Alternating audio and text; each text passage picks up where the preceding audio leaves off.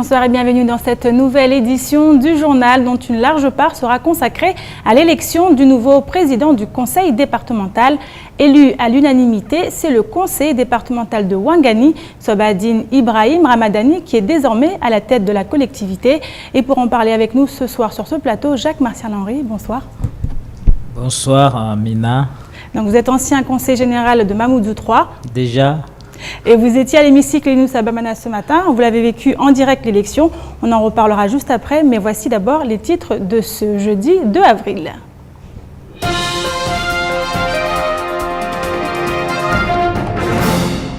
Ça y est, c'est fini. Les nouveaux conseillers départementaux ont tranché à l'unanimité pour Sobadine Ibrahim Ramadani. Réaction, ambiance et coulisses, nous vous ferons revivre tous les temps forts du troisième tour. La mobilisation des enseignants du collège K1 continue. Ils ont exercé leur droit de retrait toute la journée aujourd'hui. Ils exigent une réunion d'urgence avec le vice-rectorat, la préfecture et le nouveau président du conseil départemental. Alors que Mayotte frisait la pénurie le mois dernier, une livraison de HTH a eu lieu hier grâce à un avion spécialement affrété chez Air Austral. Une très bonne nouvelle car ce produit est indispensable pour le retraitement de l'eau et donc pour l'accès à l'eau potable. Reportage à la fin de ce journal.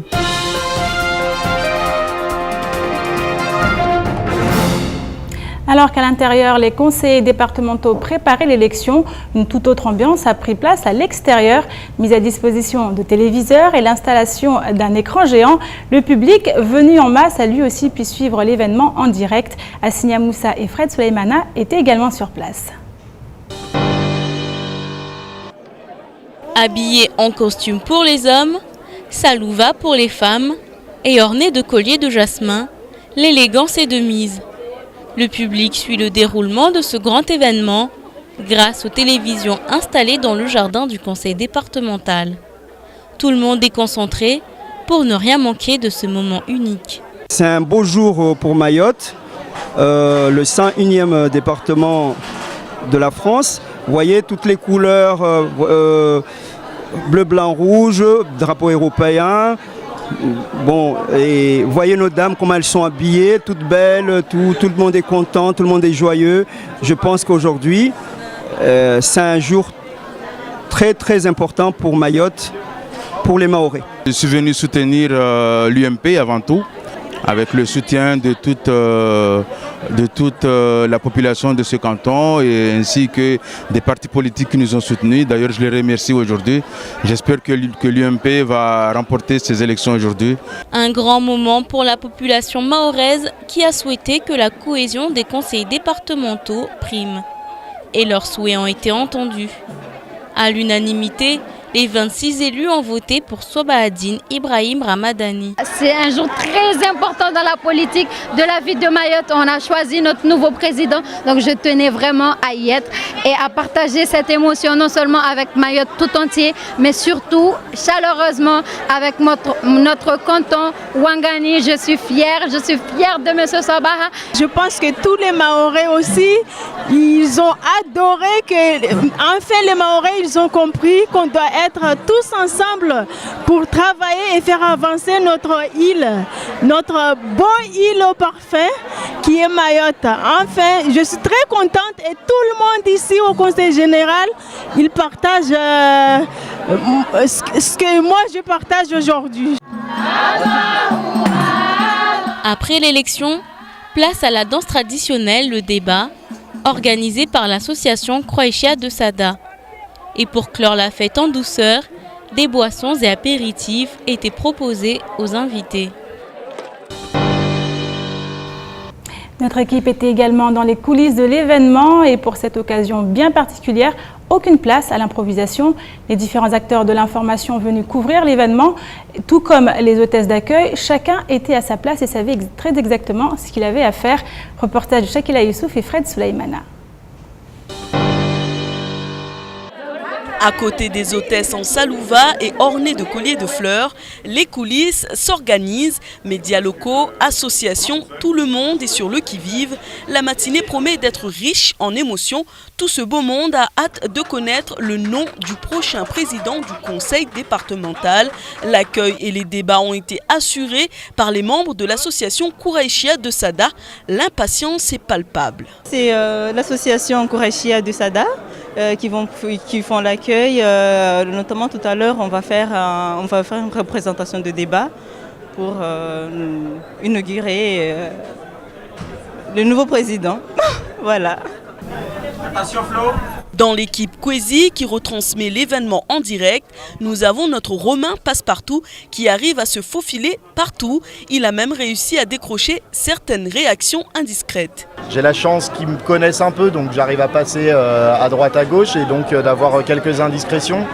Et après, moi mon outil indispensable c'est mon téléphone. Je prends des photos avec et je les envoie à l'info Kwezi et à la rédaction de Kwezi en général pour qu'après on puisse les diffuser et donner un maximum d'informations. Les deux télévisions de Lille étaient mobilisées pour le direct. Dans les coulisses de l'info, Mayotte Première, Kwezi TV et la société de production First Prod. Dans le feu de l'action, ils nous livrent leurs impressions. C'est que c'est vraiment stressant. C'est très compliqué techniquement, donc, mais on gère au mieux. Je gère beaucoup de choses en même temps et c'est très compliqué, mais voilà, j'aime ça. L'adrénaline, j'aime ça et donc ça va se passer. First Prod filme l'intégralité de ce qui se passe à l'intérieur de l'hémicycle et renvoie toutes les images aux deux télés locales, c'est-à-dire Mayotte Première et Kwezi TV. On a les matériels, ça a été toujours comme ça quand il faut bouger le cas régie. On a toujours des tas de matériel à faire, parce qu'on fait aussi la lumière de la scène. Pour commenter l'élection, il fallait bien sûr les talents des présentateurs, assistés de leurs caméramans. Ils ont usé de tous les astuces. Ils nous ont fait vivre les élections comme si on y était. 9h35, c'est l'heure des applaudissements et des embrassades à l'entrée des 26 conseillers départementaux dans l'hémicycle. L'élection du président peut enfin commencer au grand bonheur de tous les Mahorais qui suivent en direct l'élection chez eux en écoutant la radio dans leur voiture ainsi que ceux qui se sont déplacés pour l'occasion. Et peu après 10h, les 26 conseillers départementaux étaient tous présents dans l'hémicycle pour la première séance. 20 minutes plus tard, Ahmed Atoumani Douchna prend la parole devant l'Assemblée et annonce qu'il reporte les 10 voix de son camp au doyen de la séance, Sabadine Ibrahim Ramadani. La candidature à la présidence du conseil UMP sera officialisée dans la foulée. Et situation inédite, il est le seul en lice. Sur les coups de 11h, après une demi-heure à peine de scrutin, Sabadine Ibrahim Ramadani est bien élu président à l'unanimité, soit avec les 26 voix des 26 conseillers. On écoute sa toute première réaction au micro de Patrick Millan. C'est beau, c'est bien pour la démocratie mahoraise. C'était la première condition que je me donnais à moi, pas aux autres. C'est vraiment de pouvoir disposer d'une gouvernance apaisée. Une gouvernance stable et durable, c'est-à-dire au cours de ces 6 années de mandat. Ça commence plutôt bien. Ah oui, ça commence plutôt bien. En tout cas, ça m'oblige, moi, à une large consultation avant l'adoption des rapports ici.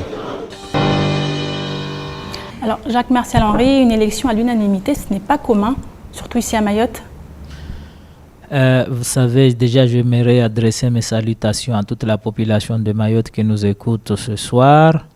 Vous savez, je ne suis plus conseiller général, donc je ne peux plus m'exprimer en tant que conseiller général ou même m'exprimer en jugeant les élus.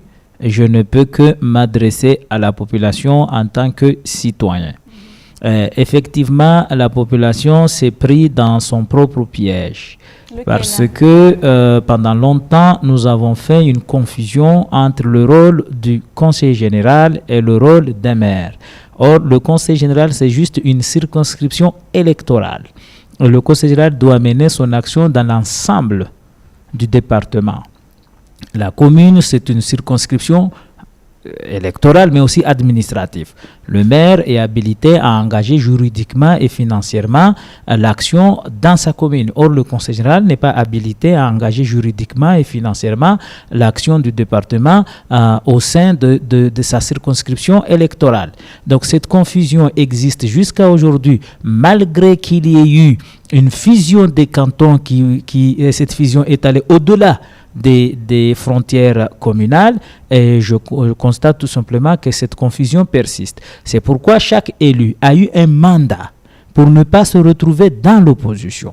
Or, qu'est-ce qui définit l'opposition et la majorité? C'est une confrontation d'idées, entre l'action de la gauche, entre l'action de la droite et entre l'action du centre. Et par rapport à cette pression de la population qui oblige les gens à être dans une majorité, nous sommes dans une situation où il n'y a pas de confrontation d'idées. Or, je crois, avec un président qui vient d'être élu, que je félicite bien sûr avec sa sagesse, mais aussi cette sagesse est nourrie par une lenteur profonde. Donc il fallait, c'est une personne qui est réputée trop lente. Qui gère l'institution d'une manière très lente. Les dossiers n'avancent pas beaucoup avec Souabadine Ibrahim. Or, il fallait une opposition forte, une opposition réfléchie, une opposition capable de participer à l'action publique entamée par le conseil départemental. Avec ce schéma, ça ne sera pas possible? Avec ce schéma, ça va être très difficile. C'est pourquoi j'appelle la population à se constituer en tant qu'opposant. C'est à la population, pas une opposition pour détruire l'action qui doit être entamée, mais une opposition pour contrôler l'action de l'exécutif du conseil départemental. Aujourd'hui, la population doit jouer un rôle très important.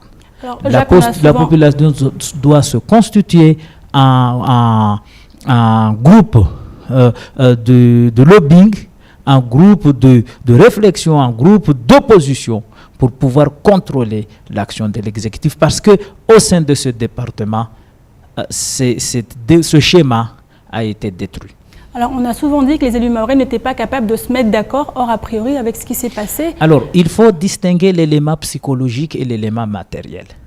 Aujourd'hui, nous avons en face un élément matériel. On a tous constaté qu'il y a eu un vote à l'unanimité. Mais est-ce que l'élément psychologique suit? Est-ce que ce vote à l'unanimité fait l'objet d'une adhésion de ses auteurs? C'est là la question qu'on se pose. Est-ce que ce vote à l'unanimité est une émanation d'une action réfléchie ou d'une stratégie politique, des manœuvres trompeuses, des mascarades, comme on le dit si bien? Et c'est là la question qu'on se pose. À ma question, vous n'y croyez pas, vous? Je ne crois pas que l'élément psychologique existe pour qu'il y ait. Le MDM, aujourd'hui, est le grand perdant.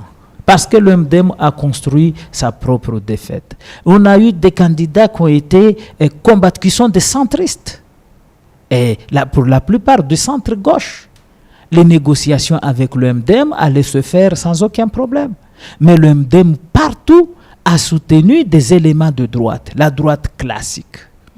Cette droite que le MDM a toujours combattue. Et aujourd'hui, on se retrouve avec une majorité composite, avec des alliances contre nature. Je crois que le vote à l'unanimité est une bonne chose. Mais encore faut-il que les éléments, les auteurs de ce vote à l'unanimité croient à leur vote. Et je ne pense pas que cette croyance existe. Pour vous, les convictions n'y sont pas. On continue, Jacques. On sait que pendant les tractations de ces 3 derniers jours, un nom avait souvent été prononcé. Il s'agit bien sûr de celui de Daniel Zaïdani, mais aujourd'hui, cette élection n'est pas vécue comme une défaite pour lui. Il n'a d'ailleurs demandé aucun poste en commission. L'ancien président se consacrera à ses missions d'élu de Pamandi et mettra bien sûr son expérience à profit de la nouvelle gouvernance. On écoute sa déclaration, toujours au micro de Patrick Mian. Nous ne réclamons aucun poste, ni de vice-président, ni de commission, ni de délégation.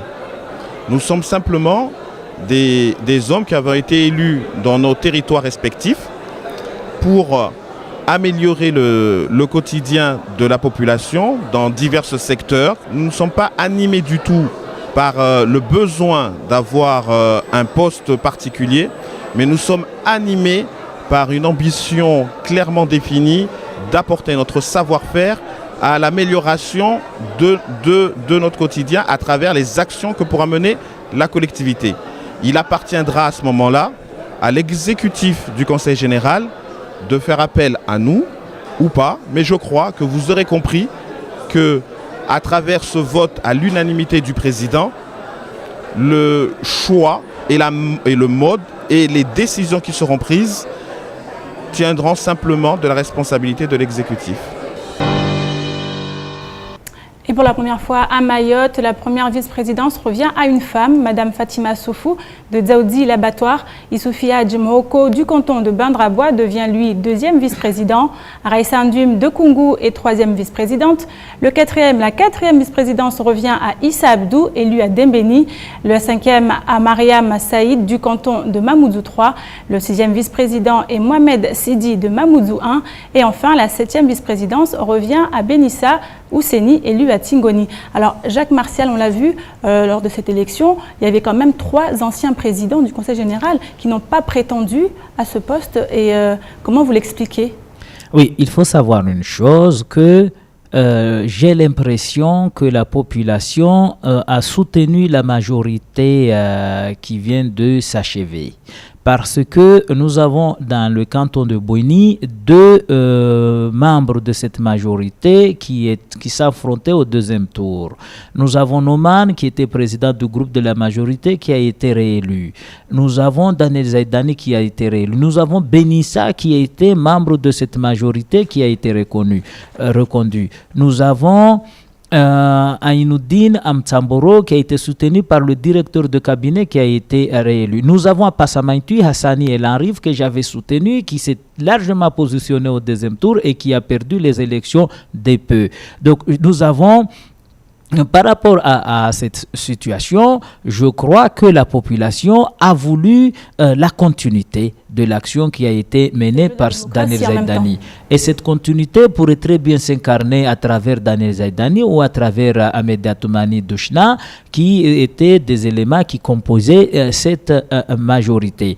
Mais encore une fois, j'appelle à l'ensemble des militants de l'ancien MPM, j'appelle à l'ensemble des militants du MDM, j'appelle à l'ensemble des militants du MODEM et à l'ensemble des militants des gens qui ont milité dans ces mouvements et qui se sont retrouvés aujourd'hui sans étiquette, à se réconcilier, à se pardonner, à s'entendre pour pouvoir s'organiser. Parce qu'avec cette manière, nous avons eu le MDM qui était un mouvement fort, un mouvement qui incarnait un projet, qui incarnait un idéal. Les Maoris se référaient. Oui, les Maoris se référaient à ce mouvement et que c'était le seul mouvement qui pouvait faire face à l'UMP. Aujourd'hui, nous avons une situation où des grands partis nationaux n'arrivent pas à avoir la majorité au Conseil général. Donc, je crois que ce qui nous reste à faire aujourd'hui, c'est se réconcilier autour de ce mouvement centriste qui a été incarné par Zoubeira Dinani, Marcel Henry, Abdallah Oumadi, Inoussa Ben Ali et Inoussa Bamana, Adrien Giraud. Je crois que les enfants et les héritiers de cette idéologie politique doivent s'entendre pour bâtir un mouvement fort. Parce que tant que nous n'avons pas bâti ce mouvement fort, nous serons toujours gouvernés par le hasard. Vous imaginez jusqu'à ce matin qu'on sache qui sera majoritaire parce qu'on ne sait pas le positionnement de chacun. On se retrouve avec la droite classique. Premier vice-président, c'est l'extrême gauche. Deuxième vice-président, c'est un socialiste. Alors qu'il y a une majorité centre-gauche qui est très claire, de 16 personnes. Et puis deuxièmement, Je crois que les socialistes ont été très laminés dans ces élections parce que voilà, le grand perdant, c'est les socialistes. Il n'y a aucun canton qui a été... donc je crois que la population est aussi à sanctionner cette politique qui est menée par le gouvernement socialiste sur le plan national. La population aujourd'hui se sent très loin de ce gouvernement. Lorsqu'on nous limite les aides sociales, on ne nous les donne pas par rapport aux autres concitoyens des autres départements d'outre-mer. Lorsqu'on a des élus, des sénateurs et des députés, on a l'impression qu'ils ne sont pas entendus par ce gouvernement. Il est tout à fait clair que la population a sanctionné ce gouvernement à Mayotte. Alors, on le sait, le nouveau président du conseil départemental, Souabadine Ibrahim Ramadani, était sénateur. Est-ce que vous pensez que le choix a été fait dans ce sens pour justement anticiper? Vous savez, si le MDEM ne nous avait pas combattu à Passama Inti à Tsunzo, si le MDEM ne nous avait pas combattu à Mamoudzou et Kaweni, c'est clair, Souabadine n'allait pas être président du conseil général. Souabadine a été élu président du conseil général par défaut. Parce que le MDEM, ce n'est pas un choix de raison. Non, le MDEM a fait croire à tout le monde qu'il était capable de travailler avec l'UMP. Or, l'unanimité, c'est quand tout le monde va vers l'UMP. Mais il n'y a jamais eu d'unanimité pour que l'UMP vienne vers les autres. Cette unanimité ne se retrouve jamais quand il s'agit de l'UMP pour se rapprocher des autres. Cette unanimité se retrouve toujours lorsqu'il s'agit des autres pour aller vers l'UMP. Et que l'UMDEM a cru croire qu'il pouvait travailler avec l'UMP. Ce qu'il nous faudrait, c'est se réconcilier, c'est avoir notre mouvement. Notre mouvement à lui seul pouvait faire une majorité. Vous imaginez, nous représentons presque 60% de l'électorat maoré, mais on est tellement déchirés, déchiquetés pour des affaires qu'on ne connaît même pas l'origine. Il faut que les enfants de ce mouvement, les héritiers de ce mouvement se réconcilient et vraiment j'appelle à la sagesse. Merci beaucoup Jacques, on va continuer. Le personnel du collège K1 à Kaweni entame son deuxième jour de mouvement après avoir rencontré le secrétaire général et le directeur de cabinet du vice-rectorat. Les surveillants et enseignants ont réitéré leur mouvement, leur droit de retrait. Le rendez-vous de ce matin n'aurait pas répondu à leurs attentes. Assigna Moussa et Camille Leca. Pour les 1500 élèves de K1, aujourd'hui, les portes sont closes. Plus déterminés que jamais, les enseignants, les délégués du personnel et les représentants syndicaux ne lâchent pas l'affaire. Ils ont exercé leur droit de retrait à nouveau, et cette fois toute la journée. Pour eux, leur signal d'alerte n'a toujours pas été pris en compte. Le secrétaire général et le directeur de cabinet de Madame le vice-recteur sont venus très rapidement au collège à 7h15. On a commencé notre audience auprès d'eux, l'ensemble des personnels présents, 70 personnes, un peu plus de 70 personnes, pendant près d'une heure et demie. Nous avons exposé nos difficultés, nous les avons écoutées, sauf que pour les personnels du collège, il n'y avait pas de réponse apporter à nos demandes de la part du vice-rectorat. C'est-à-dire qu'il n'y avait pas de solution proposée, pas de moyens supplémentaires, rien. La besace était particulièrement vide par rapport aux solutions. Ce midi, après 1h30 de discussion avec le personnel du collège, le chef d'établissement et le directeur de cabinet du vice-rectorat, aucune mesure d'urgence n'a été validée. Pourtant, le corps enseignant a une liste de solutions concrètes pour freiner l'insécurité. Des postes de surveillants supplémentaires, puisqu'on est à 10 équivalents temps plein, ce qui est extrêmement faible. Une sécurisation, une sanctuarisation de notre établissement, c'est-à-dire que refaire les palissades, refaire un certain nombre de choses à l'intérieur. Et enfin, une problématique un peu plus générale, mais qui est très spécifique aussi à Kaweni, qui est la prise en compte des très grandes difficultés sociales de nos élèves, que ce soit la déshérence qu'on peut voir, la désocialisation, et, il faut le dire aussi, des pratiques addictives de plus en plus importantes et de plus en plus prégnantes au sein de notre établissement. Aujourd'hui, le personnel du collège demande une réunion de crise avec toutes les parties prenantes, la mairie de Mamoudzou, le nouveau président du conseil départemental, le vice-rectorat et le préfet de Mayotte. L'invitation a été lancée cet après-midi. L'affaire est donc à suivre de près. Et après cette journée de mobilisation, les cours reprendront normalement demain.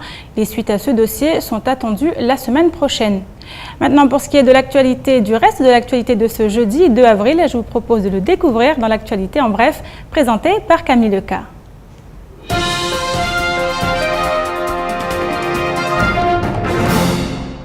Pour la rentrée 2015, les projections du nombre d'élèves pour les collèges-lycées viennent d'être bouclées par le vice-rectorat.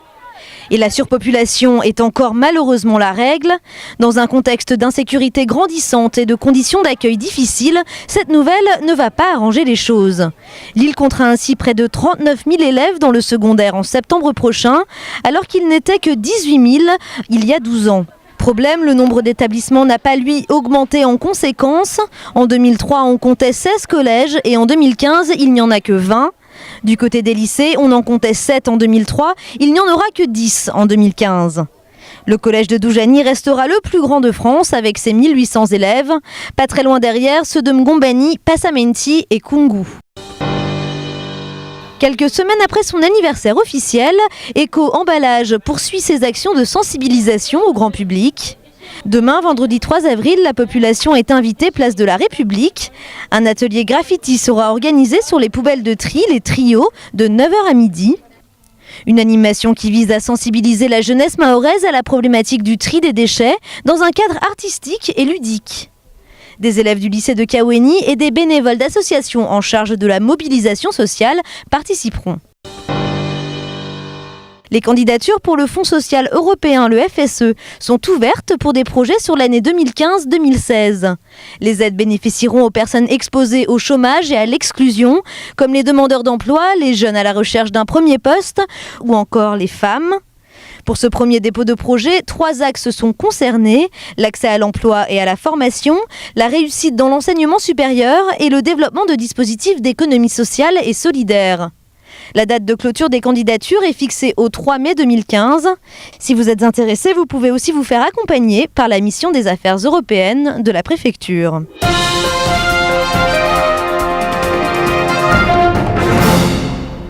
Nous vous en parlions le mois dernier, Mayotte frisait la pénurie de HTH. Ce produit chimique est essentiel pour rendre l'eau propre à la consommation.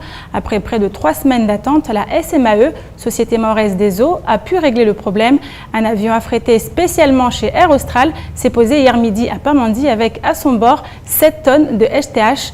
Reportage Shakila Issouf et Camille Leca. C'est un atterrissage attendu. À bord de cet avion, 7 tonnes de HTH, hypochlorite de calcium. Et ce n'est pas rien car cette substance chimique est indispensable pour alimenter l'île en eau potable. Pourtant, malgré son importance, la nouvelle est passée quasi inaperçue.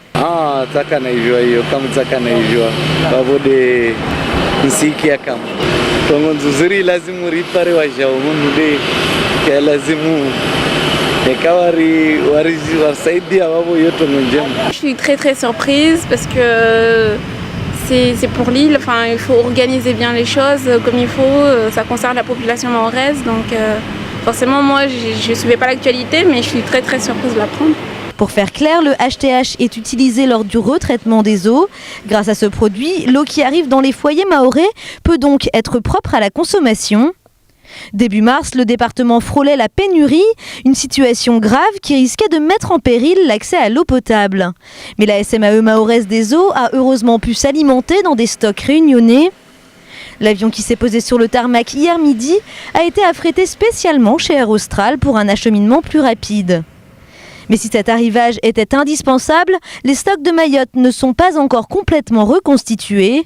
Pour cela, il faudra attendre l'arrivée d'un bateau pouvant transporter l'équivalent d'1 année de réserve en HTH. Et c'est la fin de cette édition dont je vous rappelle le principal titre, Swabadine Ibrahim Ramadani, élu président du conseil départemental à l'unanimité, une élection que vous pourrez revivre en intégralité dans quelques instants. Mais avant, Ornella Perrine vous donnera les nouvelles du temps pour la journée de demain. Enfin, sachez que vous pouvez voir et revoir l'actualité en continu sur notre site l'infoquesi.fr. Bonne suite de programme à vous sur KTV.